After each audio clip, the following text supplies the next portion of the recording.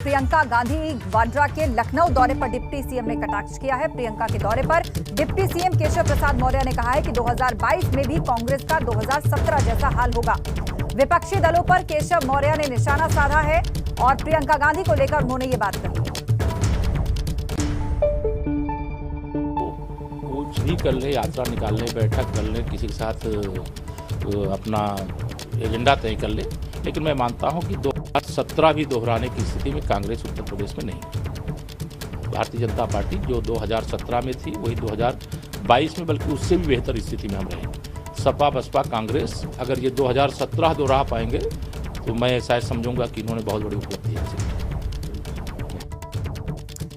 दरअसल कांग्रेस महासचिव प्रियंका गांधी वाड्रा 3 दिवसीय यूपी दौरे पर आ रही हैं। दोपहर लगभग 1 बजे प्रियंका लखनऊ एयरपोर्ट पर पहुंचेंगी और उसके बाद वो मिशन 2022 को लेकर तमाम बैठकें करने वाली हैं। प्रियंका के आने से कार्यकर्ताओं में उत्साह है। पूरे लखनऊ में स्वागत के लिए पोस्टर होर्डिंग्स लगे हैं। अपने इस दौरे में प्रियंका गांधी सभी पार्टी पदाधिकारियों के अलावा सेवा दल और यूथ कांग्रेस समेत पार्टी के तमाम फ्रंटल संगठनों के नेताओं के साथ बैठक करने वाली है, जिसमें विधानसभा चुनाव की रणनीति तैयार की जानी है।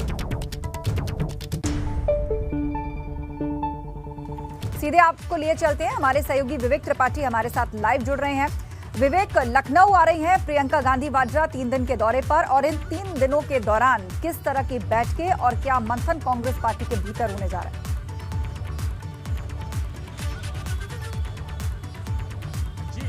देखिए, प्रियंका गांधी 1 बजे लखनऊ पहुंचेंगी और उसके बाद सबसे पहले गांधी प्रतिमा पर पुष्पांजलि देंगी। उसके बाद सीधे पार्टी कार्यालय जाएंगी और वहां जो बैठकों का सिलसिला शुरू होगा उसमें सबसे पहले जो आज बैठक होनी है, आज पूर्व विधायकों के साथ और पार्टी के सभी जिलाध्यक्ष आएंगे, बैठक उनके साथ होगी।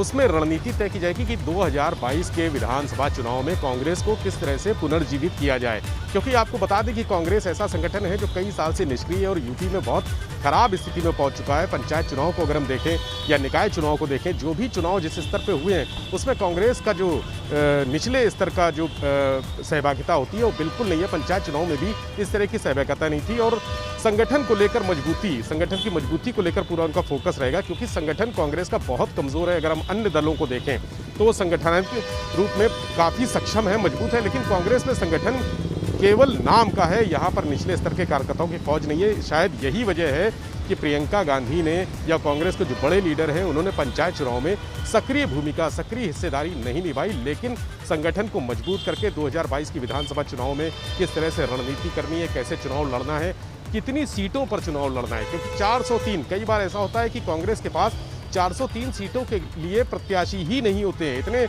इतनी ज़्यादा सीटों के लिए उनके पास नाम ही नहीं है। तो कई बार ऐसा होता है कि इन नामों के लिए भी बहुत सोच विचार करना पड़ता है। और अब की बार प्रियंका गांधी ऐसा मानना है, जो कांग्रेस के बड़े नेता हैं उनका ये मानना है कि अब की बार किसी भी तरह से कांग्रेस की छवि अगर 403 पे प्रत्याशी उतारते हैं और बुरी तरह से हार मिलती है, ज़्यादातर प्रत्याशी को हार मिलती है, तो पार्टी के लिए एक बहुत गहरा आघात होगा, बहुत उसकी छवि प्रभावित होगी। इसी वजह से चुनिंदा सीटों पर प्रत्याशी उतारने की तैयारी है। इसके अलावा गठबंधन किससे किया जाएगा, किस पार्टी से?